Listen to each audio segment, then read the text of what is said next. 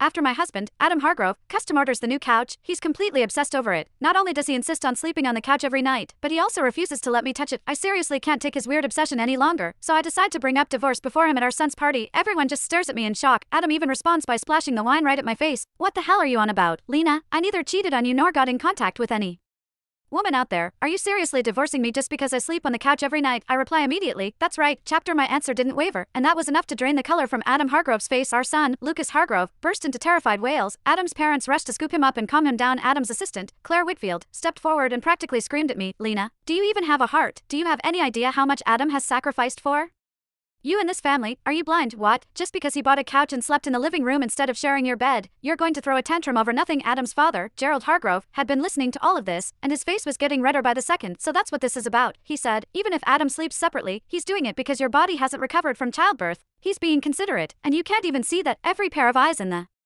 room was locked on me, burning with the same fury, like they wanted to set me on fire. Dad stepped in quickly, already in damage control mode. Lena, we've all seen how good Adam is to you. If there's a problem between you two, just talk it out. Why do you keep jumping straight to divorce? Mom hurried over to Adam's side, rubbing his arm, trying to soothe him. Adam, sweetheart, don't take this to heart. She's just not thinking straight right now. You're a grown man, don't let her get under your skin.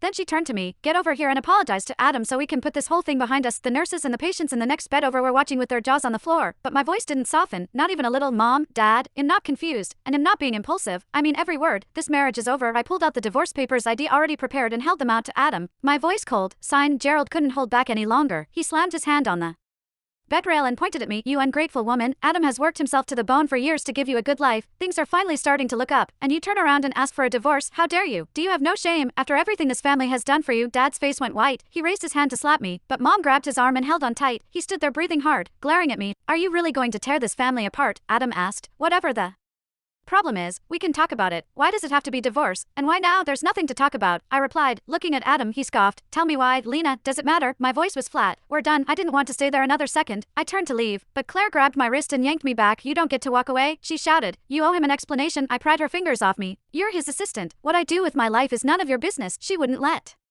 go. She grabbed the collar of my shirt, her voice shaking with self-righteous fury. Fine, I'm just his assistant, but what you're doing right now would disgust anyone with a conscience. What kind of woman does that? Your husband works himself half to death to provide for you, and you sit at home living like a princess, and instead of being grateful, you ask for a divorce. You're a disgrace, Lena, a shameless, gold-digging disgrace. I ripped her hand off me, and without thinking, my palm connected with her face. The slap echoed through the room. Claire stumbled back 2 steps and hit the floor, clutching her cheek, staring up at me in shock. Adam rushed to her side and pulled her up, then yelled at me, if you have a problem, take it up with me. Leave her out of this. Chapter. Gerald watched me hit Claire, and whatever restraint he had left snapped completely. I must have been out of my mind to let Adam marry you, he shouted. Adam's mother, Matilda